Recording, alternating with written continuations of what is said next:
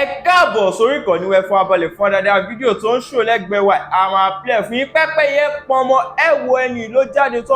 ọ̀pọ̀lọpọ̀ àṣírí àwọn àṣírí tẹ́gbẹ́tẹ̀ ìgọ́ bá gbọ́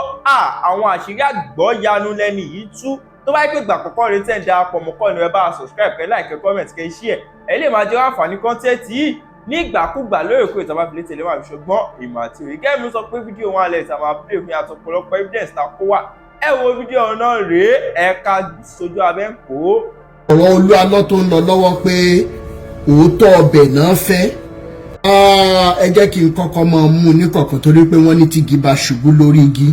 tòkè ẹ̀ náà ni a gbúdọ̀ kọ́kọ́ yọjú kó mọ̀ di wípé tá a bá lọ mú láti ìsàlẹ̀ kígi tòkè mọ́ lọ owó pa wá. Ó yà mí lẹ́nu wípé ọ̀pọ̀lọpọ̀ oríṣiríṣi nọ́mbà ló máa wá send private message sí mi bí ìgbà tó jẹ́ wípé ọ̀rọ̀ Olú Alo tó ń lọ lọ́wọ́ pé òótọ́ ọbẹ̀ náà fẹ́ ó bà nínú jẹ́ lọ́pọ̀lọpọ̀ pé ẹ̀yin tí ẹ support ń tà ń ṣe using the power of social media wípé gbogbo àwọn ọ̀wà àbàjẹ́ tó ti wà láwùjọ tipẹ́ tó jẹ́ pé ó bà nínú jẹ́ lọ́pọ̀lọpọ̀ pé ẹ̀yin tí ẹ support ń tà ń ṣe using the power of social media wípé gbogbo àwọn ọ̀wà àbàjẹ́ tó ti wà láwùjọ tipẹ́ tó jẹ́ pé torí pé kò sí social media kò jẹ́ ká lè mọ gbọ́ wọn ṣùgbọ́n nígbà tí social media ti wà ń sìn àwa kan yàn láàyò wípé instead ta fi máa post ìhòòhò àwọn ìyá wa ìhòòhò àwọn àǹtí wa ká mọ post tó máa ba àwọn ọmọ wa láyé jẹ́ àwa wò wípé tọ̀ ẹ jẹ́ ká wàá lò ní ọ̀nà tó tọ́ àti tó yẹ wípé ká mọ̀ fi jà fún ẹ̀tọ́ aráàlú àti gbogbo àwọn tí alágbára láwùjọ tàbí tán rò pé àwọn lágbára tí wọ́n fi ọwọ́ ọlá gbá lójú láì gba kọ́bọ̀ lọ́wọ́ ẹnikẹ́ni. Ó ṣe ni láàánú wípé a sì lè rírú ẹ̀yin kọ̀ọ̀kan tí ẹ máa dọ́gbọ́n wá fi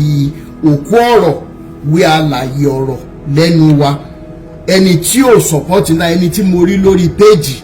tí wọ́n ti ń tako ń tà ń ṣe lórí ọ̀rọ̀ Olú Alo tẹ́ni yìí ò dẹ̀ mọ̀ pé mo mọ̀ irú àwọn báyìí ò mọ̀ pé mò ń rí àwọn lórí social media wọ́n á wọ́n á send message sí mi Awíkòkò ẹ kú iṣẹ́ takuntakun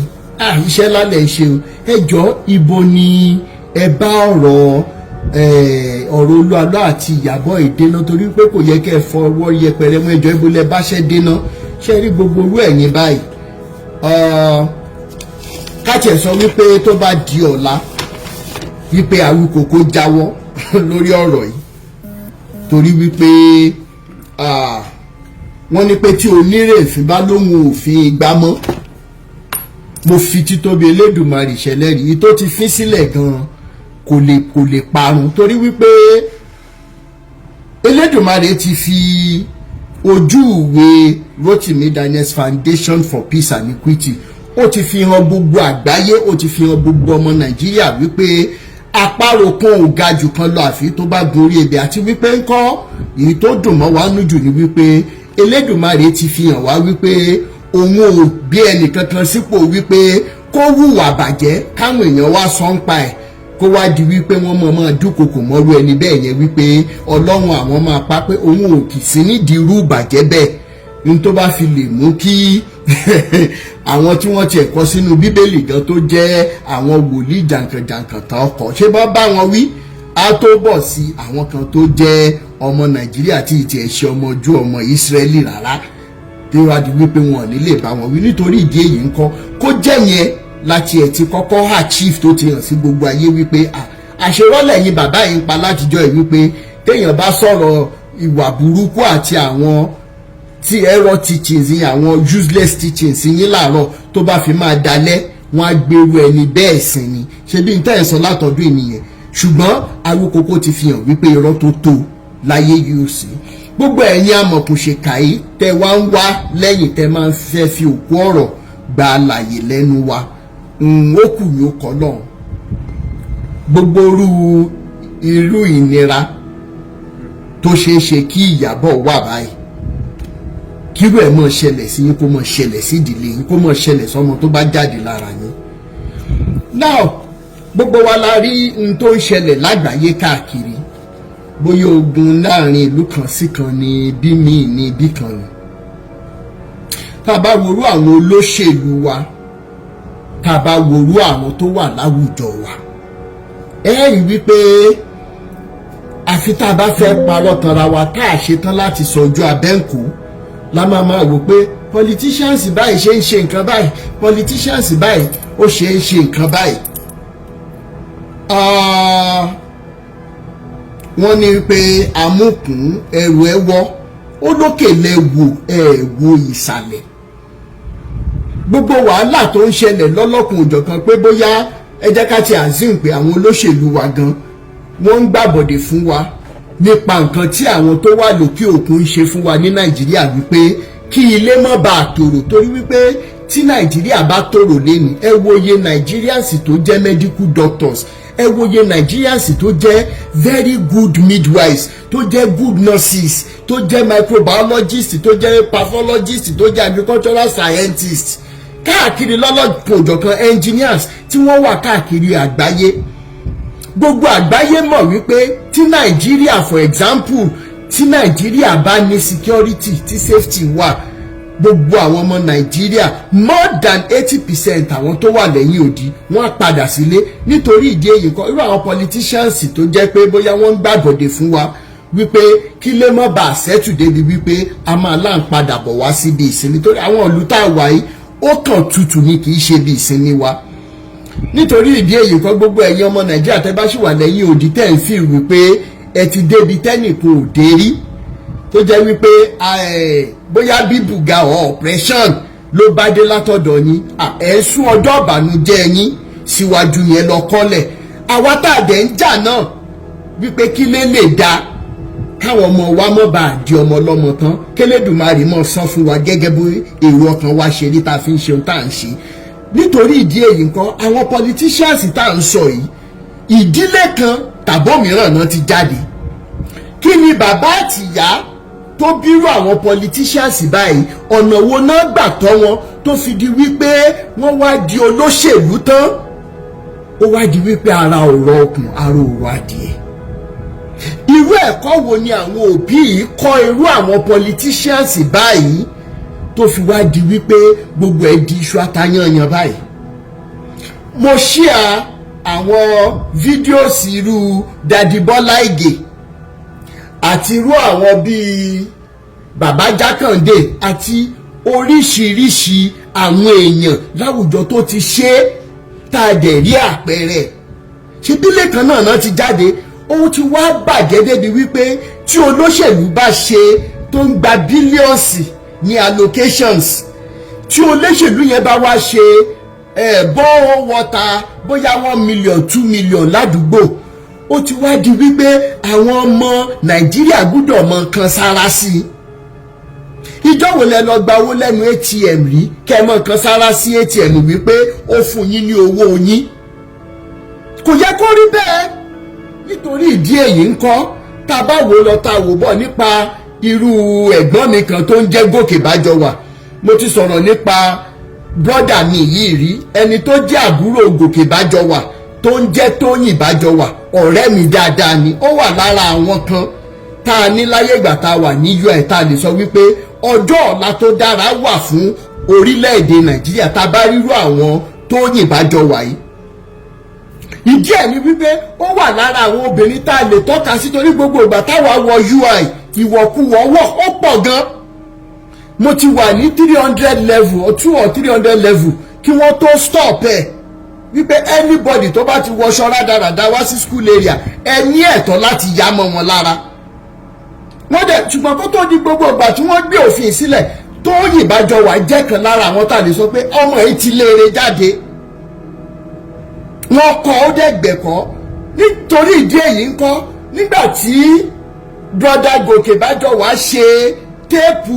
ìwọ kọ́ ló dá mi tó jáde lọ́dún náà lọ́hùn ọ̀pọ̀ nù yín ló máa rántí. Mo wà lára àwọn tó ṣe agbátẹrù à ń ta téèpù yìí tí mo bá Tóyìn Bájọwà ta. kò yé yín nítorí ìdí èyí kan àwọn comment gòkè bá jọ wà lórí post mi wípé Rotimi lórí ọ̀rọ̀ tó ń lọ lọ́wọ́ yìí instead tó fi ń sọ wípé religion ṣe tákù ìjọba mo wá béèrè lẹ́nìí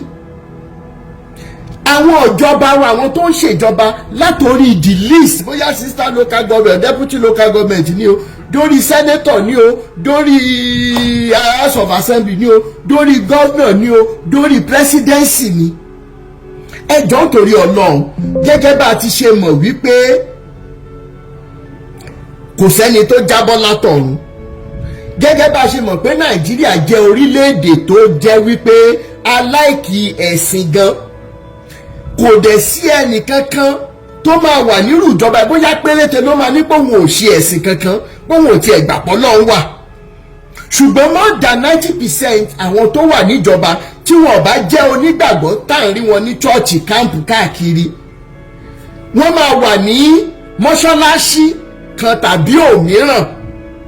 tí ó bá jẹ́ bẹ́ẹ̀ à ń rí wọn lọ́dọ̀ àwọn oníṣẹ̀ṣe torí wípé kì í ṣohun ìtìjú mọ́ wípé èèyàn ń ṣèṣẹ̀ṣe ìgbà tí Christianity àti Islam dé ni wọ́n bu ẹnu àtẹ́ lu ìṣẹ̀ṣe táwọn náà dẹ̀ korí wọlé tó bá jẹ́ torí bíbẹnu àtẹ́ lu ìṣẹ̀ṣe yìí ló ń fìyà jẹ wá lórílẹ̀‐èdè Nàìjíríà lẹ́nu débi wípé àwọn gan wà rò pé ó dáa ọmọ tó ní bàbá òun ò là ìyá òun òwò ẹnu ẹ̀ lòun náà wà yẹn tó bá wá jẹ́ pé òun ló ń fìyà jẹ wá lẹ́nìí ṣé ó tó bẹ́ẹ̀ àbí kò tó bẹ́ẹ̀ ṣá ṣùgbọ́n adúpẹ́ lẹ́nìí wípé àwọn náà ti ń lè sọ̀rọ̀ síta ń sìn ṣùgbọ́n ó kù níbọn rò àwọn politicians tá à ń sọ yìí àwọn náà ń lọ sílé àwọn tó ń dáfá ìbéèrè mi lálákọ̀ọ́kọ́ ni wípé kí ni ìwàásù tí oríṣiríṣi pásítọ̀ tàbí olùdásílẹ̀ ìjọ ìwàásù wo lẹ̀ ń wà tí olóṣèlú bẹ́ẹ̀ bá jókòó sáwùjọ yín irú ìwàásù wo ni ẹ̀yin àfáà káàkiri irú ìwàásù wo lẹ̀ ń sọ fáwọn olóṣèlú wa irú ọ̀pẹ̀lẹ̀ fáwọn lẹ̀ ń jà mọ́lẹ̀ irú odù fáwọn lẹ̀ ń kọ sétí gbogbo àwọn olóṣèlú wa mò ń béèrè lẹ́ni ni nítorí ìdí èyí ń kọ́ tí ò bá jẹ́ wípé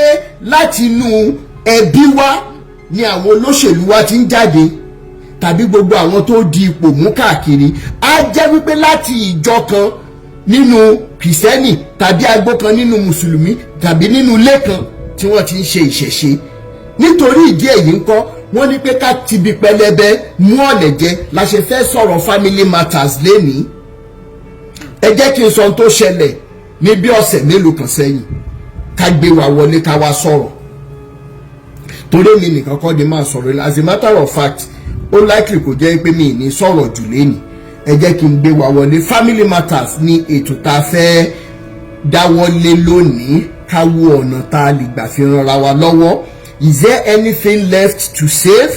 can we still help our children can we help the societies at large ẹ jẹ́ bá mi mute tí n bá ti ń gbé yín wọlé ètò tèmi lágbára ó ká mọ̀mọ́ dáadáa ẹ má bá mi mute bí n bá ṣe ń gbé yín wọlé ẹ jọ̀ọ́ ẹ má bínú ẹ bá mi mute ẹ bá mi mute ẹ jọ̀ọ́ ẹ bá mi mute lókè yẹn ẹ jọ̀ọ́ ẹ má bínú ẹ bá mi mute tí n bá ṣe ń gbé yín wọlé now ẹ jẹ́ kí n gbé ní sọ̀kalẹ̀.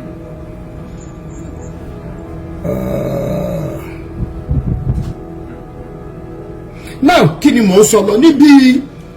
ọ̀sẹ̀ mélòó kan sẹ́yìn dádì wa kan pè mí mo dẹ̀ wà lẹ́nu iṣẹ́ níjọ́ náà lọ́hùn wọ́n tiẹ̀ ń gbọ́ ariwo mo ní àpé torí mo wà níbi iṣẹ́ ni àwọn ní ṣé kí ipa wọn gba time mo ní àmọ́ wà ní break but a lè sọ̀rọ̀ wọ́n kọ́kọ́ kí àdúrà mọ́lẹ̀ débi tó lápẹ̀rẹ̀ mo ní tí n bá má convert àdúrà yìí sí owó màmá sọ fún supervisor mi pé mo fẹ́ resign kẹ́ torí àdúrà yẹn pọ̀ láti inú ọkàn wọn ló ti wá Afọlákẹ́ ìjẹba mi mute ẹ jọ̀ọ́. now nígbà tí wọ́n kọ́kọ́ ṣe àdúrà yẹn tán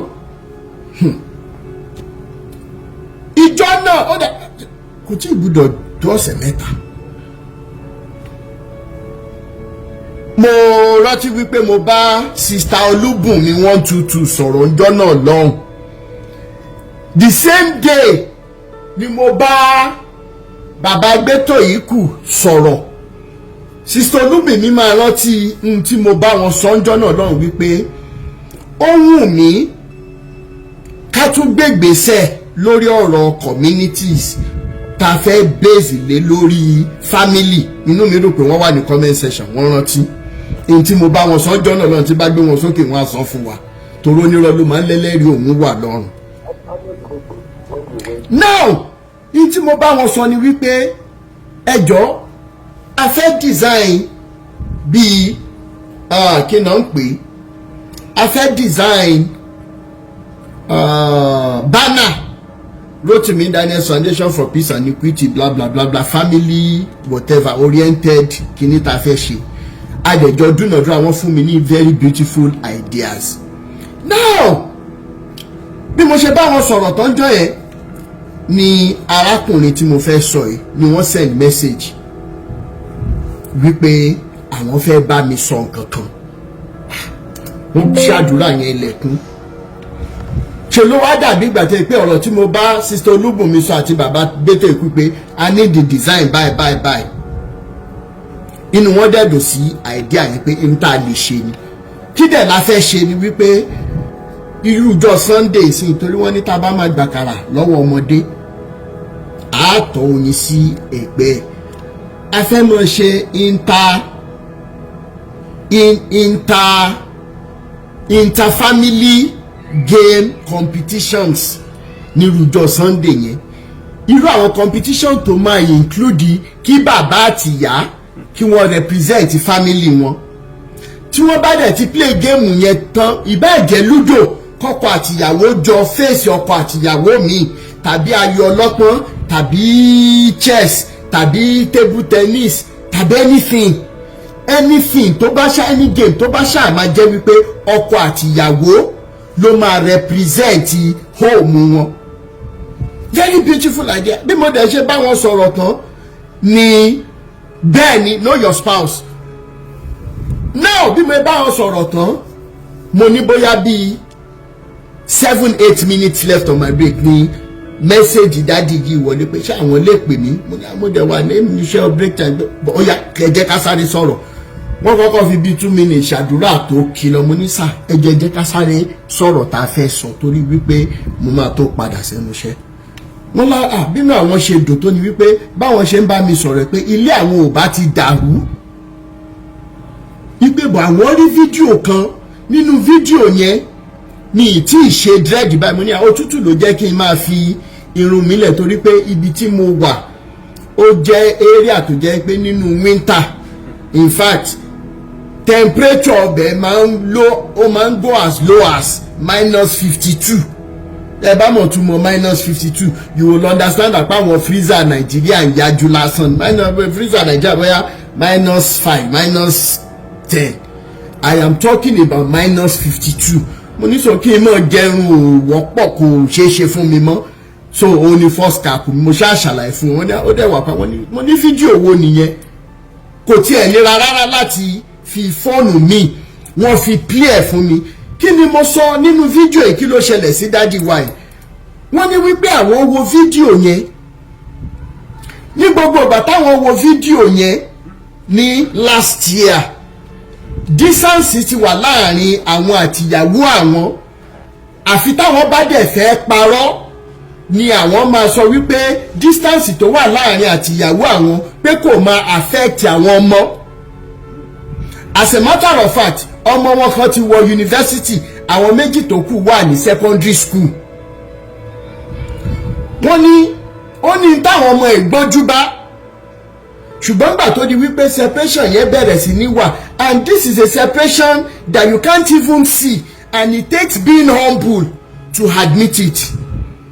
If you're not humble enough as a man ó di gbére nìyẹn it will get to a stage where you say you know whatever will happen should happen kó kálukú máa dàrú. Wọ́n lè wọ́n wá bá fídíò yẹn pàdé mo title fídíò yẹn ní she needs me time. Mo wá lo orin tìmí dákólò ní ṣẹ̀ṣẹ̀ bẹ̀rẹ̀ orin kí ni title orin yẹn náà ẹ̀yin mélòó lẹ rántí orin tìmí dákòlò yẹn tó dùn gan yẹn kí ni mo fún orin yìí ṣe ná mo ṣáà lo orin yìí tó ṣe bíi wedding báyìí ìyàwó mi olólùfẹ́ mi ọ̀rọ̀ mi alárùn mi I will love you forever ṣé ẹ ti rántí orin yẹn kí dẹ̀ ni bàbá ìsọ wọn nígbà táwọn rí fídíò yẹn àwọn kọ́kọ́ sọ wípé ó ní láti jẹ́ wípé òrìṣà kan ni bọ̀bọ̀ Rótìmí mo ní kí lẹ rí sà wọ́n ní wípé truly àwọn ni fídíò yẹn bá wí mo ní kí lẹ mean sà wọ́n ní wípé lóòótọ́ àwọn máa ń láìkí káwọn hang out pẹ̀lẹ́ ọ̀rẹ́ àwọn ọ̀rẹ́ àwọn kì í ṣe pé bóyá àwọn ń kóbìnrin now àwọn máa wá lọ ẹ̀ bá ti ṣe tán bí iṣẹ́ ní 4 ó di bóyá bíi 9-10 káwọn tó wọlé ìdàmí ìgbà ìkanra làwọn tún máa bá wọlé in all fairness this was a man ṣe pé ká ní pé kí n pé wọ́n fẹ́ sọ̀rọ̀ síta ni àwọn dandan ló yẹ kí n gbé wá kí n wá sọ mo dẹ̀ gbà tí mo lè kàn rọ sọ bíi story fan wọ́n ní kí n ṣe pé ó máa help families mi mo ní mo ti gbọ́. wọ́n ní nínú fídíò yẹn mò ń sọ wípé kì í ṣe gbogbo ọkùnrin tó ń wọlé late night ló ń kóbìnrin ṣùgbọ́n lómi kàn fẹ́ níta ìyẹn ó ti wá di routine even gan táwọn ọ̀rẹ́ wọn míì gan bá láwọn lọlé àwọn ló máa láwọn kejì ẹran tí fún ẹ jẹ́ kájọ jókòó jẹ́ kájọ máa sọ̀rọ̀ irú wọn lẹ máa rí lórí òkè Mọ́kọ́lá nìbàdàn kì í ṣe gbogbo wọn ló ń kóbìnrin kẹ́yìn obìnrin ẹ̀yìn ìyá wa kẹ́ ẹ mọ̀ lẹ́nìí ṣùgbọ́n ó ti di routine pé mo kàn ṣáàfẹ́ kúrò nù léṣà. meanwhile gbogbo ìgbà tí wàhálà yẹn ti wá ń ṣẹlẹ̀ ìyàwó àwọn náà ti gbé ìgbésẹ̀ wípé ẹ dúró ná arákùnrin ṣé kìí pé kinní kan ìyàwó àwọn ti ń tojú bọlé lórí ọ̀rọ̀ pásítọ̀ pásítọ̀ ti sọ fún ìyàwó wọn wípé àwọn ti lẹ́lòmíì síta wípé so wọn á ṣiṣẹ́ kí ojú ọkọ wọn lè wálé kábíyèsí Ọlọ́run ká má fa ọ̀rọ̀ gùn àwọn wá ṣe kí ni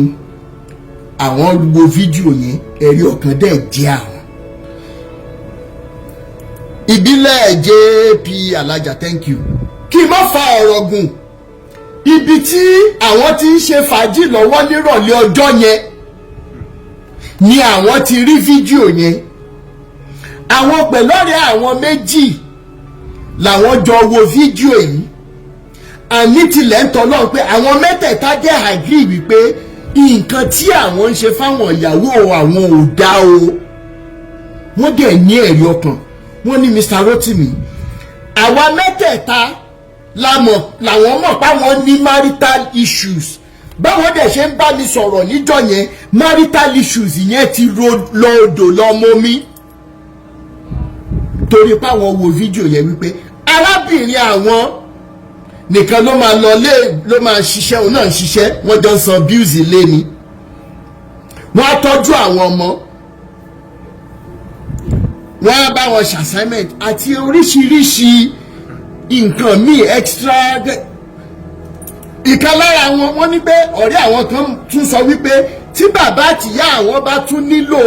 táìmù fún nǹkan kan ìyàwó òun ló tún máa tún lọ ó máa mọ ibi tó máa gbé àwọn ọmọ sí láti lọ tọ́jú bàbá àtìyá àwọn á dáná fún wọn ní àṣọbẹ̀ ni nígbà táwọn wá wo fídíò yẹn tán jọ yẹn àwọn mẹ́tẹ̀ẹ̀ta sòótọ́ ọ̀rọ̀ fúnra wọn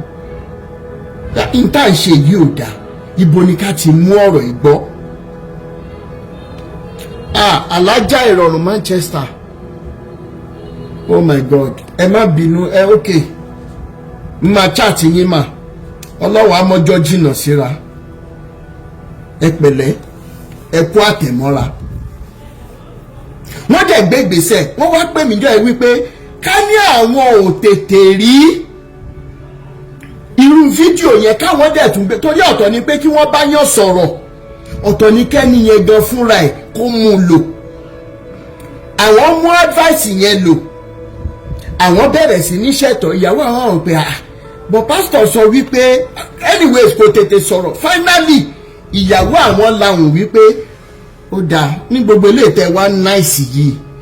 kí ni nǹkan tó ṣẹlẹ̀ gan wọn fídíò arákùnrin kan báyìí ìyàwó wọn náà dẹ̀ ti ń follow mi láti gbà yẹn finally wọ́n jọ bẹ̀rẹ̀ sí ní sọ̀rọ̀ and this is where the importance of communications comes in. wọ́n láwọn wá sọ̀rọ̀ ọjọ́ kan níyàwó wa tẹ́ pẹ̀rẹ́pẹ̀rẹ́ ọ̀rọ̀ ní gbogbo tí pastor sọ fún as a matter of fact pastor ti ń pè ìyàwó wọn ní ungodly hours wọ́n nítorí pé ìyàwó àwọn ó rẹwà àwọn ò kàn mọ́ yìí ni. It takes a man of true values, core values, to admit this. àwọn wá ṣe bí ọgbọ́n ó yá tó bá tún ti pè é gbé kó carbon tó truly pé 4-5 days after pásọ̀ bá pé ìyàwó àwọn ní bóyá bíi past 10 sí 11 láàrin 10 alẹ́ sí 11 alẹ́ ẹ pẹ̀lẹ́ ẹ máa ṣe sùúrù náà ní tí ọ̀rọ̀ yìí àfihànjú gbogbo ohun tí mo dẹ̀ la máa ṣe náà kẹjẹ́ ká tètè ṣe. pásítọ̀ tí wá ń pètèpèrò láti bẹ̀rẹ̀ sí ní bá ìyàwó wọn sùn àwọn wá rò pé táwọn bá tiẹ̀ lọ bá pásítọ̀ ẹ̀gàn fàlà pé ìyàwó tó ní mo fẹ́ síta yẹn o gbúdọ̀ mú jáde ọlọ́run ẹ̀ tó sọ fún ẹ yẹn wàá wọ́ ọlọ́run ẹ̀ yẹn wá jọ máa lọ sí police station àwọn tó wá rò wípé ẹ dúró náà bógiri gan ò bá lanu aláǹgbá ò lè wọ bẹ́ẹ̀ èmi ni kí n ṣe ìyàwó mi dáadáa èmi ni kí n tọ́jú ilé mi wọ́n wá ní láti gbà yẹn báwọn fẹ́ lọ ṣe fàájì lásán one of the things tí wọ́n láwọn kọ́kọ́ ṣe advice tí mo give nínú fídíò ẹ fẹ́ yín tẹ́ ẹ̀ bá rí fídíò yẹn ó sì wà lórí profile mi she needs me time as well wọ́n láwọn kọ́kọ́ gba hòtẹ́ẹ̀lì ọjọ́ méjì ìwọ ọ̀yá lámọrin jọ̀ọ́ nítorí ọlọ́run tíkẹ́ẹ̀tì hòtẹ́ẹ̀lì yìí rè nítòsí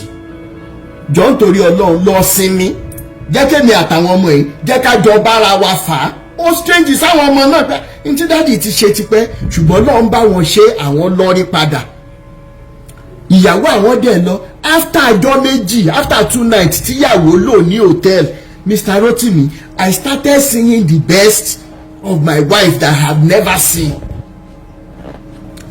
àwọn àtàwọn ọ̀rẹ́ àwọn táwọn dẹ̀jọ́ máa ń hàn gìdá nígbà tí èpè bóyá obìnrin làwọn ń kó náà tẹ́lẹ̀ ṣebí káwọn tọ̀jọ́ débi wípé láàrin fámílì mẹ́tẹ̀ẹ̀ta gan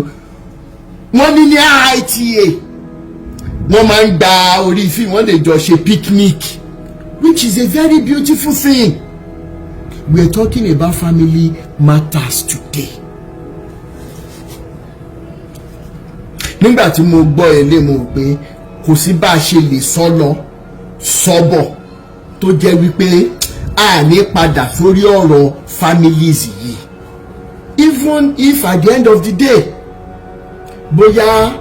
ọ̀rọ̀ tí mi mọ̀ bóyá kí n lo voice note ìyá mi kan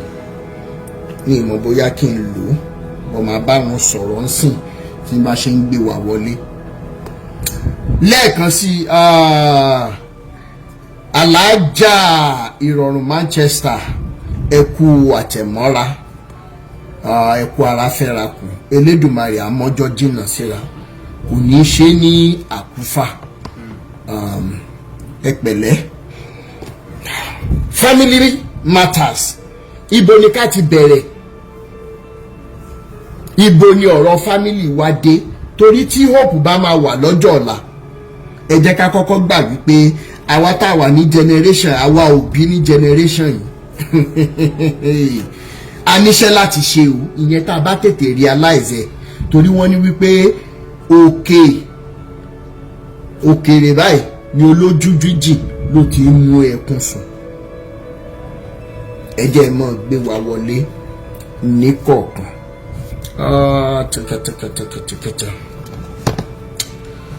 ẹ jẹ́ mọ́ gbé wa wọlé ní kọ̀ọ̀kan ẹ jọ̀ọ́ gbogbo ẹ̀yin tí Elédùmarè fún ní ọgbọ́n ìmọ̀ àti òye lórí ọ̀rọ̀ marriage, bóyá marriage ti dàrú tẹ́lẹ̀ ni o, ọ̀nà tẹ́ gbé gbà, kí ni impact ẹ̀ lórí àwọn ọmọ, torí pé gbogbo èèyàn ọlọ́pàá tẹ wà ń bẹ̀ ní àwùjọ. ẹnìkan ń gbọ́ fídíò wa lọ́wọ́. ẹ jọ̀ọ́ ẹ jẹ́ ká jọ ṣe, èmi nìkan ò lè dá ṣe, pàápàá jùlọ ẹ̀yin tẹ́ ẹ ti márì tàbí tẹ́ ẹ ti márì rí, kí ló ṣẹlẹ̀, ipa wo lẹ kó, kí ni tó ṣẹlẹ̀, ọ̀nà wo ni ẹ̀yin tó dẹ̀ pé bóyá ẹ márì rí, ẹ jà, ẹ dẹ̀ tún wá parí ìjà yẹn, ọ̀nà wo lẹ gbà fi parí ẹ̀, ẹ jẹ́ kí a gbọ́ lẹ́nu wa lẹ́nu, kí ni ipa tí n tó bá ṣẹlẹ̀ nínú márèjì ní lórí àwọn ọmọ wa, ok, lórí àwọn ọmọ wa. Sister mi Ebony, ẹ jẹ́ kí n kọ́kọ́ gbé yín wọlé. Family Matters lẹ́tọ̀, ètò ní Family Matters, ẹ ṣé, ẹ kalẹ̀ mà. Yes ma. Yes ma. ẹ wò adúpẹ́ jà.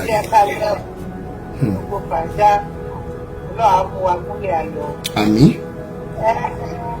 Nǹkan tí èmi fẹ́ sọ ni pé lórí family gẹ́gẹ́ bí ọmọdé ti tèmi nínú family, number one, a gbọ́dọ̀ jẹ́ kí ìfẹ́ wà, because ìfẹ́ ló máa jẹ́ kí àwọn ọmọ máa mọ bá a ṣe tó, ìfẹ́ ló máa mọ bí àwọn ọmọ wa mọ́ ṣe máa mọ̀, báwo náà ṣe máa wùwà. Like n fi nígbà tí bàbá àti ìyá tí wọn ò bá kí ń fẹ́ ríra wọn, first thing, àwọn family mi wà tó jẹ́ wípé ẹ lè rí wọn kí bàbá àti ìyá kan jíjọ jẹun papọ̀, bẹ́ẹ̀ ó rí bẹ́ẹ̀. Most family, àwọn family kan wà tó jẹ́ wípé kò sí bọ́n ṣe máa ṣe tí ọkọ ò bá dé, like mi ò tọkọ mi ò bá sí around, màá mọ̀ pé kò sí around, but tó bá jáde kò sí condition tó máa mú mi pé mo fẹ́ jẹun kó tó dé, bóyá ibi yẹn pa mí o, bóyá kò pa mí o, mo mọ̀ ní sùúrù wọ́n fi dé kí n tó lè jẹun. Níwà irú àwọn nǹkan bẹ́ẹ̀ ni àwọn ọmọ wò ó ṣe wípé bóyá wọ́n fẹ́rẹ́. Tí misunderstanding díẹ̀ bá wáyé, àwọn ọmọ yẹn tó bá ti rí pé bóyá like me sí nǹkan tó bá mú mi tí bá fi jẹun, wọ́n máa béèrè pé what's happen, wọ́n máa béèrè lọ́wọ́ mi. So ẹ mọ̀ pé irú nǹkan bẹ́ẹ̀ yẹn ó ti ń hàn sáwọn ọmọ yẹn pé nǹkan kan ṣẹlẹ̀ láàárín bàbá àti ìyá. Meanwhile kò yẹ kó dẹ̀ máa rí bẹ́ẹ̀, because ẹsẹ̀ tá a bá ń gbé òun làwọn ọmọ yẹn náà step yẹn náà máa gbé follow, òun náà máa follow, àwọn náà máa wò wípé nǹkan táwọn pẹ́rẹ́ǹtì àwọn ń ṣe yìí ó right, torí táwọn náà tó bá dé irú position bẹ́ẹ̀, òun ni irú step bẹ́ẹ̀ yẹn làwọn náà. For example, kankan ṣẹlẹ̀ lọ́jọ́ kan, mo ṣe chicken tó ọkọ mi débẹ̀, níwà ìgbẹ́mi ṣe ẹ̀dìyẹ ẹ̀tọ́ nígbà mo wá parọ́ torí mo mọ̀ wípé ó máa ń láìkí pé tó bá ti wà náà ẹ fún mi ní mo mọ̀ fún ní gízáàdì yẹn tó wà nínú ẹ̀dìyẹ. tó o wá béèrè lọ́wọ́ mi pé gízáàdì yẹn dà mo wá ń jókòó wá ní èmi ti jẹ́ o, ló wá ní kí ni rísì tí mo ṣe máa jẹ́, kí ni rísì òun ni olórí ilé kò ní òní ráì láti jẹ́. tó àwọn ọmọ yẹn wá rẹ́rìn wípé wọ́n ti mọ̀ pé mi ò jẹ́, wọ́n sọ fún pé ókè ó yá omi ò jẹ́ o, ló wá ní òun ti rí wípé mi ò, àwọn ọmọ wa rẹ́rìn, wọ́n àwọn ọmọ yẹn náà mọ̀ pé mi ò já, wọn sọ pé dáàdì don't worry kíníkan mo wá ń wò wọ́n. Later wá gbà wá lọ fún àwọn ọmọ yẹn pé if you are married, ask your wife that where is the gizzard, don't allow your wife to eat the gizzard. àwọn ọmọ yẹn wá ní ṣàmọ̀ everybody ṣàṣeré, everybody rẹ́rìn, inú everybody dùn, ṣàmọ̀ irú nǹkan bẹ́ẹ̀ yẹn ó ń ṣòwò pé ìfẹ́ wà, àti pé kí àwọn ọmọ yẹn náà báwọn náà bá wà ní àyè ara wọn, àwọn náà máa mọ̀ pé at least bí dájú àwọn àti mọ́mí àwọn bọ́ ṣe é ṣe. And ní environment téèyàn bá ń gbé, tí àdúgbò téèyàn bá ń gbé, èèyàn gbọ́dọ̀ fìfẹ́ hàn. So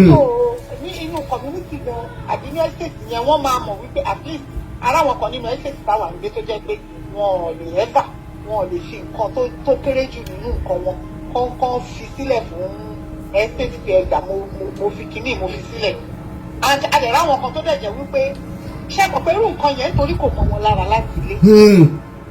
torí pé kò mọ wọn lára láti ilé kò sí nǹkan téèyàn lè ṣe sí kò sí nǹkan téèyàn lè ṣe sí torí kò mọ wọn lára láti ilé they cannot give out àdẹ̀rẹ̀ àwọn nǹkan tó dẹ̀ jẹ́ wípé kò sí kí nǹkan yẹn kéré jù báyìí wọ́n máa wò wípé àwọn èrò òkè ẹ jẹ́ ká fún community ẹ jẹ́ ká fún estate ẹ jẹ́ ká fún aládùúgbò ẹ jẹ́ ká torí kí ni nítorí pé ìfẹ́ yẹn wà so irú nǹkan bẹ́ẹ̀ yẹn inú ilé ló fi máa ń bẹ̀rẹ̀ àwọn ọmọ tá a dẹ̀ bí láyé ìsìn ní nǹkan tá a bá ṣe òun ni wọ́n máa kó ṣe pé ó di ìgbà kan bá dé school nǹkan tó tá a bá ṣe inú ilé ní nǹkan yẹn like irú ọmọ mi sì tó bá kó provision tó bá kó snacks lọ sí school ọmọ mi máa fún wọn tán ní class nítorí wípé nǹkan téèyàn ti fi kọ́ wọn nílé ni so ká jẹ́ kí àwọn òbí number one yẹn ká jẹ́ kí ìfẹ́ wà tí ìfẹ́ bá ti wà tá ti ń ṣe wípé òkè o at times weekend àwọn ọkọ mi àtàwọn ọmọ family mi a máa jáde a lè lọ pool a lè play ludo a lè ṣeré lọ ṣẹ́tìmọ̀ tá a bá lọ láàrin oṣù kan àwọn ọmọ yẹn máa béèrè ni pé what happen when are we going out nítorí pé nǹkan tí èèyàn ti jẹ́ kó mọ́ wọn lára ni that is to say táwọn ọmọ yẹn náà bá dàgbà tán bá dá àyè wọn nǹkan yẹn náà máa continue láti máa ṣe ibi tán bá dẹ̀ ti ṣiṣẹ́ nǹkan yẹn náà máa continue láti máa ṣe ọlọ́run á ràn gbogbo family lọ́wọ́ ọlọ́run á jẹ́ ká ṣe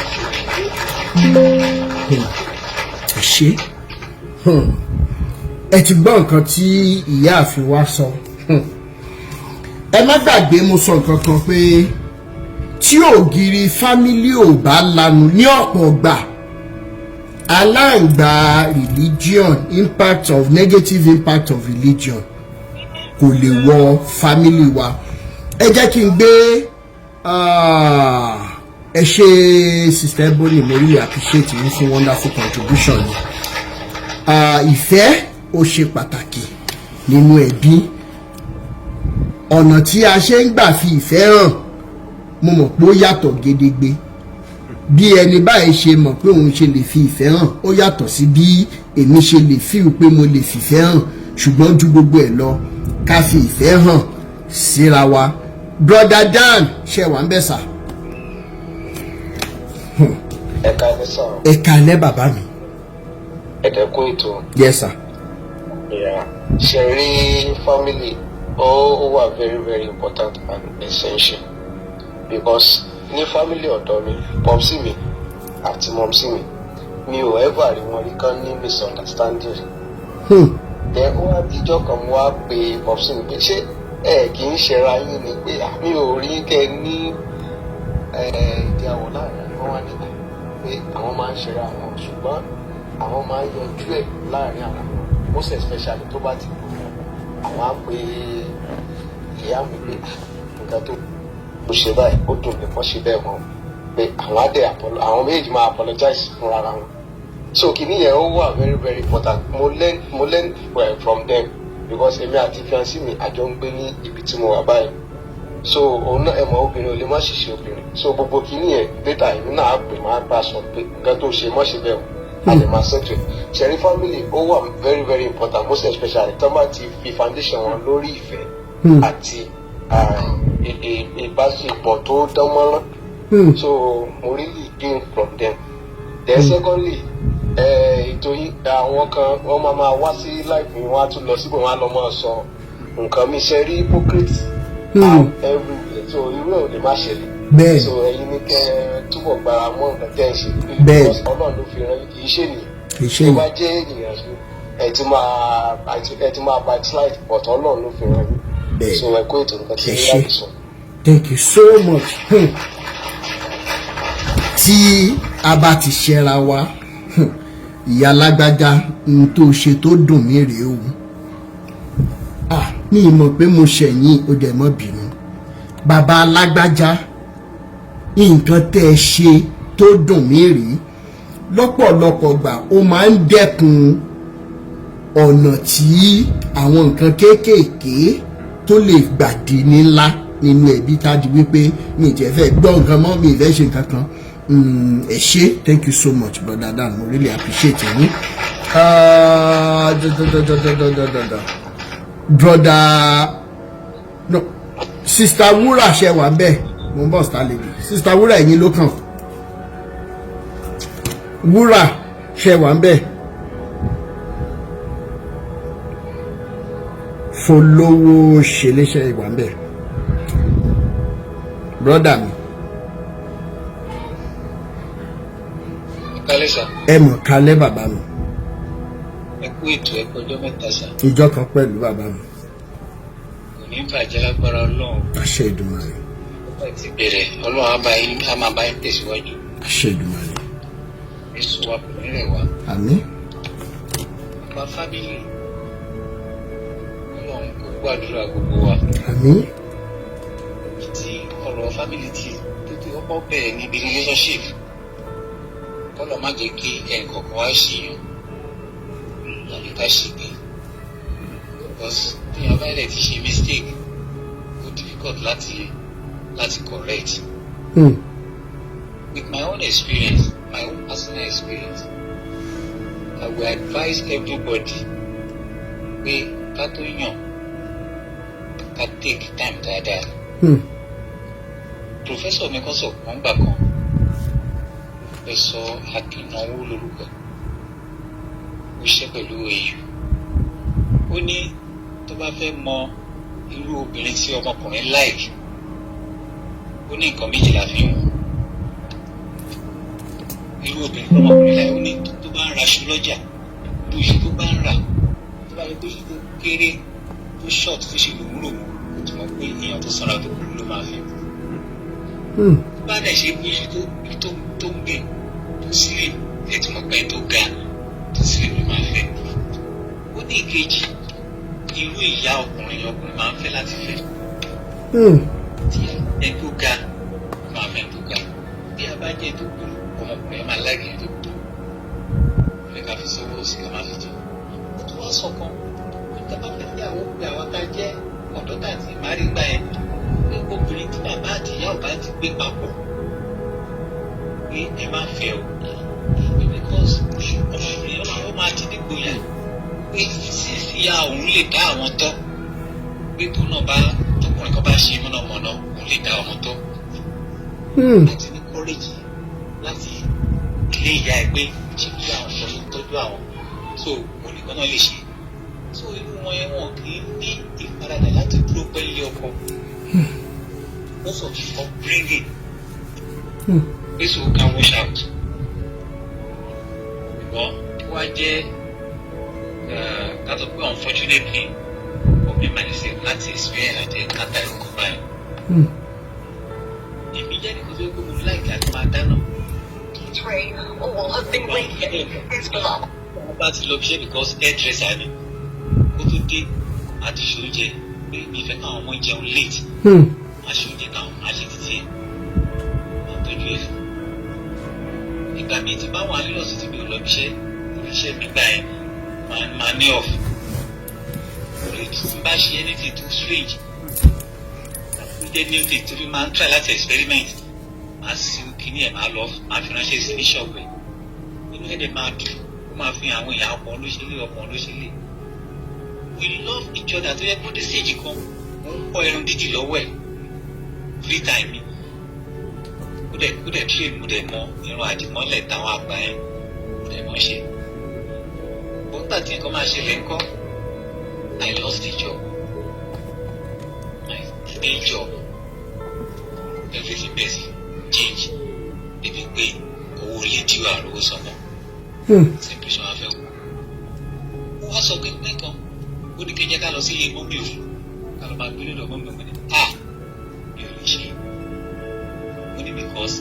mi ò tẹ̀ gbàdúrà kí n sùn lọ́jọ́ kan yí àná. Kí n jí láàárọ̀ kùtù àná máa kọ́dọ̀ balẹ̀ kí. Ànílẹ̀ Yorùbá, ọlẹ́ tó bá sùn yá àná kó orí àkìtàn ló sùn. Mi ò lè ṣe o.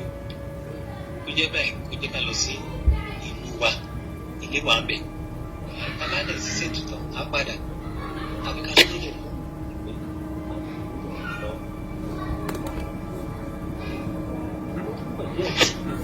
Hello? Okay. Wá bèbí wá ìkan náà àwọn tá a ti jọ gbé rí, family friend, wá gbé lọ́dọ̀. To cut the long story short, sir, the pain of this distance, yẹ kó lọ bá ọ̀rẹ́ àtijọ́ ẹ̀ àtijọ́ lọ school. pé àtúntò bẹ̀rẹ̀ sí fẹ́ra wọn. Gbogbo ìfẹ́ tá a ti fi hàn síra wa tó wọ́n sáwọn ọmọ ló ti diminish. So my advice for family to grow trust each other. Àgbọ̀yìn dáadáa ohun yẹn lọ ṣe ń lo APC ni. No, mi ò lo APC ẹ kì í sọ̀rọ̀ sókè. Ó ní nǹkan tó pọ̀ sí kíní yẹn ju the lack of trust. So nínú relationship àgbéyàwó a gbọ́dọ̀ trust ara wa. Because àbá trust ara wa kò sí ìgbà yẹn ni àwọn aráàta lè wọlé sí ẹnìkan lára kó sọ̀rọ̀ fún kúrẹ̀ gbàgbọ́. Bẹ̀tí báyìí kó ti trust ẹnì kejì ẹ̀ kò sí nǹkan tó lè sọ fún láyè kò ní gbàgbọ́. So pàtàkì jùlọ nínú ìgbéyàwó a gbọ́dọ̀ mọra wa dáadáa. Ká ní ìdájú pé yes lágbájá nǹkan báyìí ló lè ṣe nǹkan báyìí ló lè ṣe. Torí kémi pẹ̀lú ẹ̀ tó fẹ́ra mo yẹ kó yẹ wípé àárín obìnrin ni mo wà ó gbogbo obìnrin máa bá ṣeré. Tí bá báyàn rajà lásán before you know it àti the family friend. Mo dẹ̀ mú wá gbà tó yẹ pé mo ń ṣe kọ́ọ̀sì OAU yẹn because part time mo ṣe. Àwọn ladies àjọ ń lọ school tó yẹ pé tó bá wá láti kú tọ́nu ọ̀dọ̀ mi náà máa dé sí mo pé kó wá mọ̀ wọ́n. Àwọn tó máa rí pẹ̀lú mi nìyí o kò sí kankan láàrin wa o ẹ̀kọ́ ló pa á pọ̀ ṣùgbọ́n we trust kíní ẹ̀ ló fa separation wa. So gbogbo àwọn tó bá fẹ́ àfẹ́tọ́ tó wà nù gbéyàwó ẹ jẹ́ ká tu ilé wa kọ́ pẹ̀lú pé ká mọra wa dáadáa ká dẹ̀ ní ìfẹ́ ká ní ìgbẹ́kẹ̀lé nínú ara wa gbà lágbájá nǹkan báyìí ló lè ṣe lágbájá báyìí nǹkan báyìí ló lè ṣe. Kí n má parọ́ fún yín sà ó ń fẹjọ́ mi sọ ẹni tó dàbí bàbá fún mi nínú ìgbéyàwó wa wípé mò ń fẹ́ ẹnìkan tó mọ̀ ń ra èso lọ́dọ̀ ẹ̀ ní bus stop wa. Kò dé rí bẹ́ẹ̀ nígbà tó wá di pé kíní ẹ tó ti wá di ọmọ tán tó ti boomerang mo wá pe bàbá yẹn lọ́jọ́ tí mo gbé ìgbésẹ̀ pé bàbá nǹkan tó ní mò ń ṣe mi ò ṣe o. Ẹ jẹ́ kí n béèrè nǹkan kan sà tó dé ṣe rí pọ́ǹtì tẹ́ wá mú yìí. Kí ni àwọn irú àwọn eré wo lẹ máa ń bá ẹni yẹn ṣe tàbí kí ni closeness báwo ni closeness yín ló ṣe tó débi wípé ìyàwó yín máa wá suspect pé bóyá ẹ̀yin àtẹni yẹn torí ṣẹmọ kí ni yẹn máa ń fa wàhálà gan lọ́pọ̀ gbà mo dẹ̀ fẹ́ jẹ́ káwọ ọkùnrin lẹ́n ṣóyè yín wípé ó dà ìgbà tó ṣe ó máa ní límìtì ibi tá a máa bá obìnrin míì ṣeré mọ́ débi wípé kò ní fa pé obìnrin wá ń rò rárá tó máa wá feel unsafe ẹ bá wa tanná sí ibẹ̀ yẹn. Nǹkan tó ṣẹlẹ̀ ni pé tí mo fi sọ̀rọ̀ nípa trust ẹni yìí èso ló ń tà ní bus stop. Ìmílẹ̀ ní gbọ́ àwọn program tó sọ pé ká tó jẹ oúnjẹ a gbọ́dọ̀ jẹ èso bíi 1 hour before the meal time. Tí n bá ti close ibi iṣẹ́ ilé ní street mi ò lọ anywhere tí n bá close ní 5 máa délé 5:30 tí n bá dẹ̀ délé 5 mi ò jáde lẹ́nu ó sì mọ́ mi láàdì sí tí n bá ti wọlé látàárọ̀ tí mo ti wà nílé torí pé mi ò lọ iṣẹ́ lẹ́nu mi ò jáde mi ò sílẹ̀kùn mi rárá jáde síta látàárọ̀ mi ò rí daylight pé kí n kàn lọ síta. So that's the type of person I am. Tí bá ti wọlé mi ò tún lọ anywhere mọ́. So tí bá ti wá débi ọ̀dọ̀ eléso yìí ní bus stop tó jẹ́ pé ó ṣe ń gbé watermelon lọ́wọ́ kó tó di pé ṣíṣe máa kún àsáré grab ilé tí mo fẹ́ tí màá mú lọ lé màá mú etí tèmi ò pé kí n jẹ́ bẹ̀ so that time tí màá fi délé láti máa lọ síbi 30 minutes màá kàn dúró 30 minutes màá jẹun so màá fún wọn tí wọn pé táwọn bá ti jẹun fi tó délé after 1 hour àwọn tó máa jẹ so mo ṣe program ẹ̀ nìyẹn àwọn lẹ́yìn sọ yìí tó ń rí mi ń bẹ̀ kì í ṣe pé mo jókòó orí ìdúró ni máa wá o and obìnrin náà ní ara àwọn spirit kókó ni ti Christ Apostolic Church the Apostolic Church ló ń lọ choir member ni èmi ò tẹ́ tètè mọ yẹn but kò sí nǹkan tá a fẹ́ sọ ju pé gbogbo àwọn apostolic tó wà ń bẹ̀ wọ́n jọ máa ń ṣeré sọ̀rọ̀ èmi ò kúrò wájú débi tí màá sọ pé mo fẹ́ jókòó orí ìdúró yẹn máa ti jẹ watermelon tí bá fẹ́ jẹ kí n tó gbé ilé tí mo fẹ́ gbé lọ lé àwọn èèyàn tó rí mi ló lọ ń sọ ọ̀pọ̀ yẹn wà ń bọ́ sọ pé kíkan ṣe kíní kan gbogbo information yẹn lòun fi ń react. ẹ jẹ́ ká sọ báyìí torí wọ́n ní ẹjọ́ ni ò kì í jẹ́ tẹni ká má mọ̀ dá ṣẹ̀mọ̀ wípé tẹ bá sọ fún ìyàwó yín nílé wípé ẹ kàn fẹ́ lọ ra èso ni tó wá di wípé ìgbà tẹ wá débẹ̀ lóòótọ́ lọ́kàn títí yín ẹ mọ̀ pé kò sí nǹkan kan ẹ kàn dúró ẹ fẹ́ ra èso gẹ́gẹ́ bí ọkọ tó níyàwó ńlé ṣẹ̀mọ̀ wípé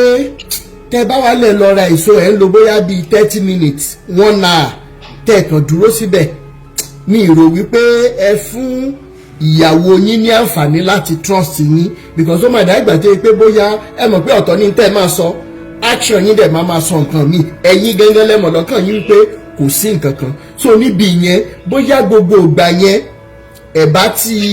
wá àjọsí irú nǹkan bẹ́ẹ̀ yẹn gan tẹ́ ẹ bá fẹ́ lọ ra èso sà bóyá ẹ bá ti ó yá jájọ lọ something like that tẹ́ ẹ bá dẹ̀ débẹ̀ àní tilẹ̀ ń tọ́lọ̀ obìnrin mi ò tiẹ̀ wá fẹ́ nǹkan míì ju pé ṣáà fún mi ní respect mi ṣáà fún mi ní respect mi bóyá nǹkan tó ṣẹlẹ̀ nìyẹn ṣóye yín torí mo fẹ́ jẹ́ ká kẹ́kọ̀ọ́ mi ìfẹ́ ká gbọ́ lẹ́ni again kí gbogbo wa kàn tún lọ bẹ́ẹ̀ láì ṣe pé bóyá kẹ́ because target wa lẹ́ni ni wípé if some parents will listen to us today most especially women àwa ẹ̀yin tẹ́ ti marry and everything tá a bá lè swallow pride wa lẹ́ni we have the target of making the lives of our children better in ta fẹ́ target lẹ́ni nìyẹn mi ò dẹ̀ fẹ́ jẹ́ kákan tún gbọ́ ká lọ lásán ṣòye wa so irú nǹkan bẹ́ẹ̀ yẹn ẹ ṣe ẹ̀yin náà dẹ̀ ti mọ̀ pé next time ẹ ní jẹ́ kí closeness ẹ̀yin àtobìnrin míì kó wá di pé ó máa mú àìní àlàáfíà àìnílera bá ìtẹ́ ẹni sí ìyàwó ilé ànáwọ́ ọkùnrin gbà ní ó máa ń ṣẹlẹ̀ sóbìnrin náà o èyí tó ṣẹlẹ̀ sẹ́mi láyé ui máa ṣí àì pẹ̀lú wa lẹ́nu orúkọ ọmọ yẹn gan máa dáa so ohun tí mò ń try láti sọ ni wípé bó ṣe ń ṣẹlẹ̀ lọ́kùnrin náà ló ń ṣẹlẹ̀ lóbìnrin kò sí nǹkan kan láàrin wa ọ̀rẹ́ mi ni. ó tún dé church ẹ̀ka àjọ ń kọrin gbàdúrà ní vocalist ó tún suspect ó wá ló máa jẹ́ ẹ̀kwáyà torí major jì mí wà nígbà yẹn kò wà ní youth ó wá ló máa jẹ́ ẹ̀kwáyà major àbí kó máa bọ̀ ó ní ó dà pé kò fẹ́ ọmọ ẹni tẹ́ ní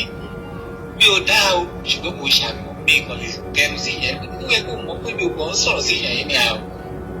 bí mo ti make up mind mi àjá bí sọ́yẹ̀ dé no church torí láti kékeré mo ti sọ pé ẹ̀ẹ́dẹ́gbẹ̀rẹ́ bá ti wà ní church láyé mi lè kẹnu sí because èèyàn ní free ó ṣẹlẹ̀ sí gbàgbà pé tí kí o ti máa rí ọmọ bó tó ti target bó ṣe church member wa o mo target ẹ̀ àtúwáìdì ó ti orúkọ ẹ̀ ọjọ́ ká pàdé church mo ní that is it then we became family friend nígbà tí àwọn àgbàyà church wa fún ọmọ yìí lóyún tọrọ délé ìyá ẹ̀ bá mi jà pé Samson ó ṣẹ̀ mí àwọn ti gbà pé mi ni mo fẹ́ fẹ́ ọmọ èmi mi pé mi ni mo fẹ́ ọmọ èmi wọn dẹ̀ mọ́ mi ti ní òfin pé tí tábà ti wà ní anything group or band I cannot date so wọ́n á sọ fún ìyá pé ìyá èmi kọ́ mo lóyún àbúrò ọmọ ẹ ló ń dìfẹ́ ìlú pé bọ̀dá Samson kọ́ ló lóyún wọ́n ti gbà pé Samson ló lóyún nígbà tí wọ́n pè mí délé wọn ìyá ní Samson ó ṣẹ̀ mí ó ṣẹ̀ mí ó ní mọ́mì ní ìtọ́ tí mi lè sọ fún yín pé ó ń fẹ́ máa yẹn ni pé tí bá sọ ara ẹ pé torí pé mo ti bá òun àbí kò gbà fún mi if I make a move tẹ́lẹ̀ but because of that àtijọ́ wa ń pààyà I will never do such bí àwọn family ẹ ṣe bínú sí mi nìyẹn o wọ́n bínú dáàdi ẹ̀ custom ni ó ti plan àti help me skin the custom officer kó promote mi kó ṣe gbẹ ẹgbà tó ní pé mi kọ́ mo ṣe bá a ṣe kì í síra nìyẹn. ṣé ẹnìkan béèrè ní comment section bẹ́ẹ̀ ṣe ń kọrin ní church yẹn ṣó tiẹ̀ nígbà kankan tẹ́ máa ń kọrin fún ìyàwó yín lé. dáadáa ìyẹn mo lọ́ọ́ ṣe jù máa forúkọ ẹ̀ kọrin máa forúkọ ọmọ kọrin gbogbo ẹ̀ máa ṣe àti lè sọ̀rọ̀ 30 minutes máa forí sí débi pé ìkànnì àwọn ọmọ mi náà sìn òun gan ló sọ fún mi gbà tá a ríra pé pé ìyẹn náà ń kọrin o gbogbo nǹkan tí mo ṣe ìyẹn náà jọ mí gan gbogbo nǹkan tí mo ṣe ló ń ṣe ó ń sọ̀rọ̀ ó ń kọrin kò jẹ́ kó gbádùn kò jẹ́ ṣe kíní kan bẹ́ẹ̀ ó wá ń wò pé ṣàṣìlè padà ṣá wọ́n fúnra ẹ béèrè tó sì mọ́ ó ti bímọ fẹ́ lómi ó sì wò tó padà. ó lóun ṣe nífẹ̀ẹ́. ok ẹ jẹ́ ká sọ báyìí ṣe mọ̀ pé tí wọ́n bá kó 100% broken relationships or marriages jọ tí wọ́n bá ní pé kí ẹni báyìí wá sọ̀rọ̀ most times ọ̀pọ̀ gbà ló jẹ́ pé ẹ̀ńtán ní kó wá sọ̀rọ̀ yẹn ó máa right á lóun right most times but only few times ló jẹ́ wípé èèyàn máa admit wípé nínú relationship ẹ̀bi mi lélẹ̀ nǹkan tí mo ṣe lélẹ̀ tí relationship yẹn fi break ó dẹ̀ dìgbà tá a bá tó admit mistake wa ká tó lè successfully avoid the mistake ibi tá a ti ń bọ̀ pé kó má ṣẹlẹ̀ níbi tá a ń lọ especially tá a bá nífẹ̀ẹ́ nìyẹn dáadáa so inú mi dùn pé ẹ̀yin náà ti mọ ibi tẹ́ ti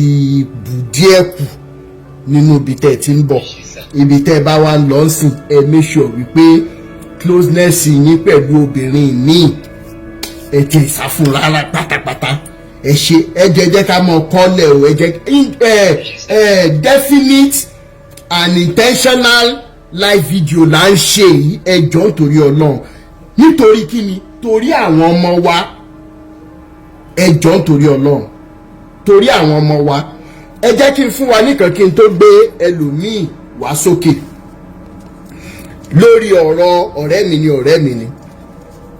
láyé ìgbà tí mo wà ní UI ayé àwọn tájọ jẹ́ akẹgbẹ́ nígbà yẹn bóyá tán bá ń wò wá wọn á mọ tí mò ń sọ yìí ọ̀rẹ́ mi kan Adéọlá Ọ̀dẹ́dínà Theophilus brother mi cousin náà máa ń pè wá ó tún ní kí lórí ní ara ọmọ yìí tó ládùúrà àwọn obìnrin tó yẹ káàkiri kan kìnìún òun ni mo fẹ́ ìjọ tí mo dẹ̀ máa rí ọmọ yìí wọ́n ń ṣe rìhásà lọ́wọ́ ní GS office ní UI bẹ́ẹ̀ yẹn dẹ́gbẹ̀ẹ́ ní theatre art mo bá dẹ̀ fojú gan mo dẹ̀ pé ẹlẹ́wọ̀n ọmọ tó rí rùmùrùmù yìí mo dẹ̀ láìkẹ́ bó ló ń gbé awo hall ni kí ni room number ẹ o sọ mo ní màá dẹ̀ wá kí ẹ déètì ọ̀rọ̀ wọn bá ọ̀rọ̀ tájọ Sunday ló sọ fún mi pé bẹ́ẹ̀ di òun ìjọba ìbámu ni màá wá kí ẹ àṣé gẹ́gẹ́ bí ọmọ 100 level tó ń jẹ́ orientation tó fún mi pé ṣọ́ra àwọn starlight yìí odò ọmọgbọ́mọgbìn ni wọ́n bá ṣe tán pẹ̀lú ẹ kìnnìkan wrong room number ló fún mi èmi lọ síwájú UI mo lọ ra kéèkì nínú kòsíkòsí àtúnra kéèkì mo dẹ̀ gbé wọ awòhàn pẹ̀lú ọ̀rẹ́ mi àwa dé yàrá ibi tó júwe adẹ̀kanlẹ̀kùn àwọn yẹn náà wọ́n ń ṣe patí kan lọ́wọ́ ẹjọ́ ẹni báyìí ni mo béèrè kò sẹ́ni tó jẹ́ bẹ́ẹ̀ nílùú àwa mẹ́rin la wà ní yàrá àwa náà dẹ̀ la ń ṣe patí pẹ̀lú àwọn àtọ̀ nígbà tó ti fún mi ní wrong number ṣé we are welcome come in now làbádẹ́